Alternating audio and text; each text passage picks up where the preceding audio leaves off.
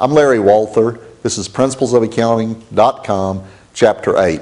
In this particular module, we will examine the correct components to include in inventory. What costs are appropriately included in inventory, what items are appropriately included in inventory.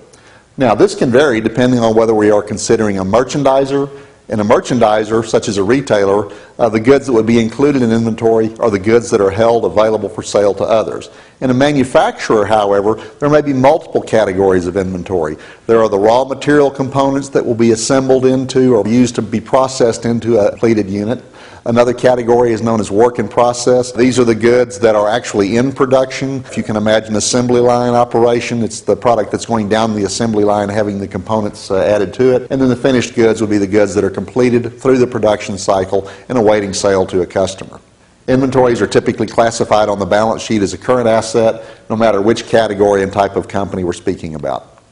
Now, another issue is goods in transit. You were previously exposed to this topic in Chapter 5, where we looked at the handling of freight cost. It now becomes relevant again to consider that subject, though, to determine who would include goods in inventory when those goods are on a truck being shipped from one company to another. The goods belong fundamentally to the party holding legal ownership or legal title to the goods. And that title or ownership in the United States is typically determined by reference to the FOB terms. FOB, free on board. Internationally, other terms are used to describe this process. There's some discussion about that in the textbook as well. But under the FOB terms, note that goods sold FOB destination do not belong to the purchaser until they arrive at their destination. So while they are in transit, they remain the goods of the seller. Goods sold FOB shipping point become property of the purchaser once shipped by the seller. So in this particular example, the party in green will include the inventory on their accounts. The seller selling FOB destination would include in their inventory the goods on the truck in transit. They don't become the property of the buyer until they arrive at the buyer's location. Conversely, FOB shipping point, once they're shipped from the seller, those goods belong to the buyer and would be appropriately included in the buyer's inventory. Now, consigned goods is another topic. Consigned goods are products that are in the custody of one party but belong to another. The party with physical possession is known as the consignee. The consignee has a responsibility to care for those goods and try to resell them to an end customer.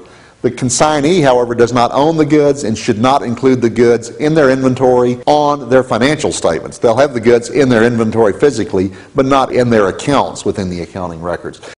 The consignor is the party holding legal ownership or title to the goods, and the consignor would include those goods in inventory. In actuality and practice, great care must be taken to correctly identify goods that are consigned out to others as well as goods that are consigned in. It's very problematic in assessing what inventory actually belongs to a company because there's a presumption or an inference that physical custody corresponds to ownership, but that's not always the case when consigned goods are present.